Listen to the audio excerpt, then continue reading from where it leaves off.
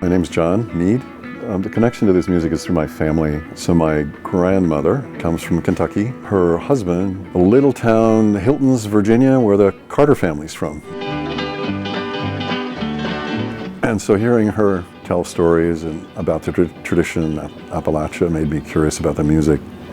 I was a total folkie in the 60s. Bob Dylan, Leo Kottke, and Kerner Ray and Glover, and Roscoe Holcomb.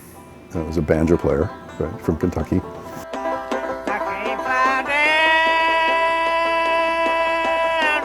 What was it called? It was called the High Lonesome Sound. And I just got a brand new Jachan 10-speed bike. I took it to the pawn shop the next day and traded it for a banjo and never looked back. My name is Sheri and I am a fiddler. I knew from as far back as I can remember, like 3 years old, that I wanted to play the fiddle. What John and I have been doing is Appalachian old time. I told the story that a lot of people tell, that American fiddle music is great-grandchild of Irish and Scottish, which is true. What's also true is that African, especially West African music, has an equally important ancestry. Old time is multicultural, free exchange between Celtic traditions, West African traditions, and indigenous traditions, in particular Cherokee.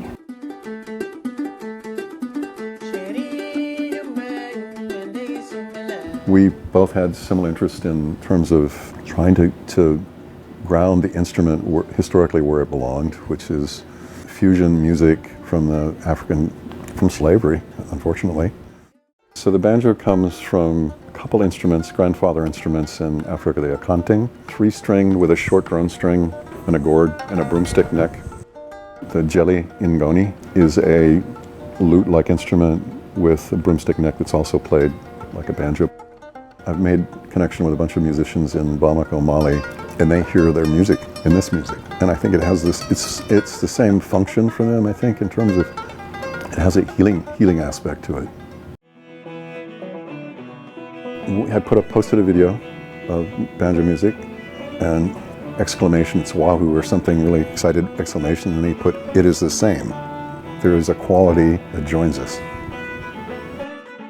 I had never been interested and maybe had even had an aversion to old-time music, which comes from the South, because of its connection to the racist history in the South. I knew that the banjo was an African instrument, but I still hadn't quite put together that old-timey music has African roots. And that made it more appealing to me. And then I get to bring not only that heritage, but that sort of social justice piece into my teaching of my students. We call old-time music hillbilly trance music. The tunes, the music is very droney. A lot of it is crooked. It doesn't all add up nice and even and square. It doesn't fit into a nice little box like most of the Irish and Scottish does. We don't play in standard key, and we do that intentionally. The E, the key of E, standard banjo would be G, so it's two whole steps below that. My belief is that the minstrel tunings were lower pitched, so the minstrel banjos were played way lower. That sound is more kind of body resonance. So I am passing these tunes on to my students. And cross-tuning too. Usually the violin is tuned G, D, A, E. And when you play the Appalachian tunes, you usually tune to a certain key. So they call it cross-tuning. Any kind of alternate tuning is called cross-tuning.